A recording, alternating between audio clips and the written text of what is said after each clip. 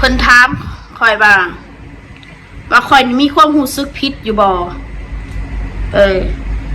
ที่ว่าลูกเป็นแบบนี้ให้เล่นมือถือตั้งแต่น้อยๆจนเป็นแบบนี้ถ้าย้อนเวลาไปได้นะเพิ่นว่าอะไรให้ลูกเล่นมือถือเพิ่นว่าอะไรข้อแรกเด้อ1ตอนมีลูกได้ลูกออกมาคอยบ่มีความรู้ว่าเล่นมือถือแล้วลูกสิเป็นแนวไหนคอยบ่ฮู้อันนี้ยอมรับว่าบ่ฮู้อันนี้ให้เป็นยังก็ได้สาบานต่อฟ้าต่อดินบ่เคยฮู้มาก่อนว่าเด็กน้อยเล่นมือถือแหละเด็กน้อยสิเป็นเป็นบ้าเป็นปัญญาอ่อนนะบ่เคยฮู้อันนี้ค่ะนะก็เลยบ่ได้โทษตัวเองว่าซั่นซะเพิ่นบอกว่าโทษตัวเองเด้ออย่าโทษคนอื่นเพิ่นบอกข่อยอันนี้1สาเหตุที่ข่อยเป็นนั่นคือให้ลูกข่อยเล่นมือถือข่อยบ่ฮู้ว่าการเล่นมือถือแล้วมันสิส่งผลกระทบแบบนี้การเล่นมือถือนะเด็กน้อยจะเป็นมันก็เป็นเขาไม่ได้โทษตัวมือถือก็เลยสิว่าให้ฟังซะเขาเลยบ่ฮู้นะถ้าจะโทษถ้าต้องคิดว่าโทษมือถือเนาะโทษแต่มือถือบ่แม่บ่ให้เนี่ยกำลังว่าเรื่องมือถือนี่บ่ให้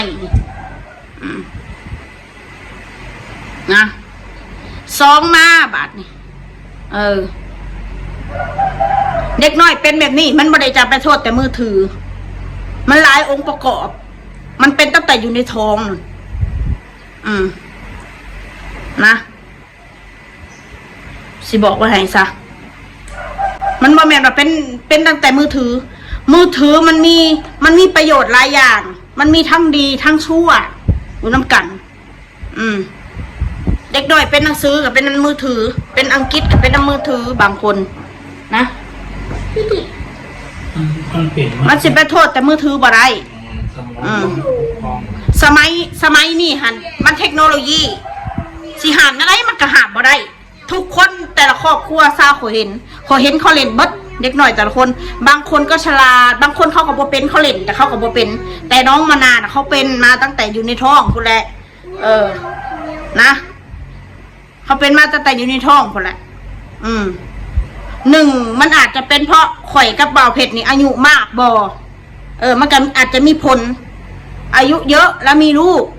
2มานี่บางเทื่อเขาข่อยท้องช่วงข่อยท้องข่อยเครียดมีภาวะการเครียดเอาสั้นซะมันก็เป็นได้หลายอย่าง3มาอาจจะคลอดก่อนกำหนดอาจจะเป็นไปได้อันนี้บ่มีไผฮู้ที่แท้จริงเด้อพี่น้องเด้อข่อยก็บ่แม่นหมอดอกแต่ข่อยก็สันนิษฐานเอาซื่อๆอันนี้ข่อยบ่ได้มาเว้าว่าข่อยเก่งหรือข่อยฉลาดหรือว่าข่อยเก่งกว่าคนคอมเมนต์